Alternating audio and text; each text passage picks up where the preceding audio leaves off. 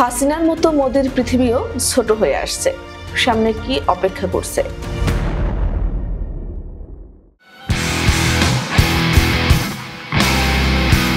ভারতের সংখ্যালঘু নির্যাতনের অভিযোগে দেশটির প্রধান গোয়েন্দা সংস্থা রয়ের বিরুদ্ধে নিষেধাজ্ঞা আরোপের সুপারিশ করেছে যুক্তরাষ্ট্র। মুসলিম সহ অন্যান্য সংখ্যালঘুদের ওপর হামলা ও নিপীড়নের অভিযোগে আন্তর্জাতিক চাপের মুখে পড়েছে নরেন্দ্র মোদী সরকার।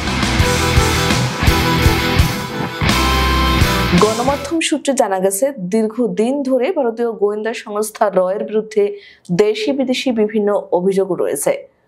মুসলিম অধ্যুষিত প্রদেশগুলোতে বিজেপির হয়ে সংখ্যালঘুদের দমন পীড়নের অভিযোগ উঠেছে। এমনকি বাংলাদেশেও রাজনৈতিক হস্তক্ষেপের অভিযোগ রয়েছে ভারতীয় গোয়েন্দা সংস্থার বিরুদ্ধে। যুক্তরাষ্ট্রের কমিশন অন ইন্টারন্যাশনাল রিলিজিয়াস ফ্রিডমের সাম্প্রতিক প্রতিবেদনে বলা হয়েছে, ভারতের ধর্মীয় সংখ্যালঘুরা ক্রমাগত বৈষম্য ও নির্যাতনের শিকার হচ্ছে। বিচ্ছিন্নতাবাদীদের বিরুদ্ধে হত্যার ষড়যন্ত্র সহ মানবাধিকার লঙ্ঘনের অভিযোগে রয়ের বিরুদ্ধে ব্যবস্থা নেওয়ার আহ্বান জানানো হয়েছে। বিশ্লেষকদের মতে চীনের ক্রমবর্ধমান প্রভাব মোকাবিলায় ভারতের প্রতি সহানুভূতিশীল থেকেছে ওয়াশিংটন।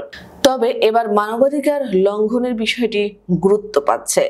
সম্প্রতি এক শিখ নেতাকে হত্যার ষড়যন্ত্রে সাবেক ভারতীয় গোয়েন্দা কর্মকর্তা বিকাশ যাদবের সম্পৃক্ততার অভিযোগ উঠেছে, যা পশ্চিমা বিশ্বে ব্যাপক বিতর্কের জন্ম দিয়েছে।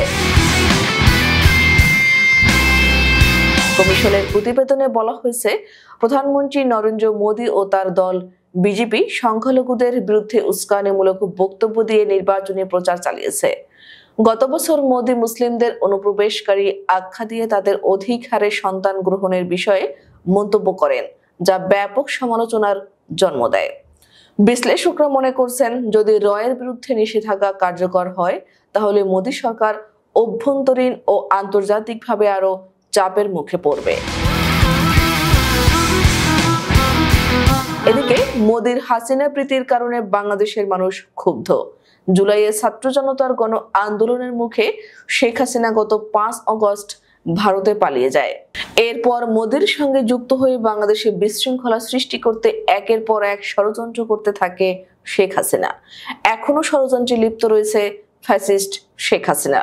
শেখ হাসিনার বিদায়ে মোদী সরকার এতটাই ভেঙে পড়ে প্রতিশোধ নিতে তিস্তার গেট খুলে দিয়ে বাংলাদেশকে পানিতে ডুবিয়ে দেয়।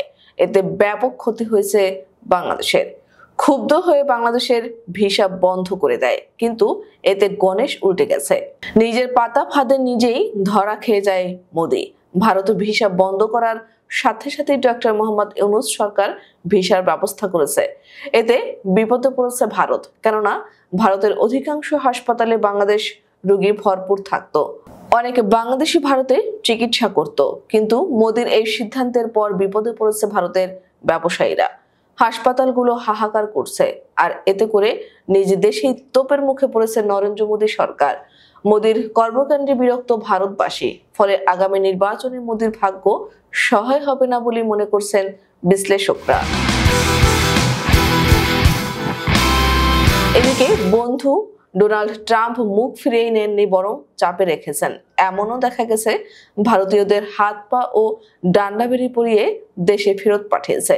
এদিকে চীন, পাকিস্তান তাদের চিরশত্রু দেশ। বর্তমানে এই দুই দেশের সঙ্গে বাংলাদেশের সুসম্পর্ক গড়ে উঠেছে। এতে করে মোদীর কাঁপন সৃষ্টি হয়েছে।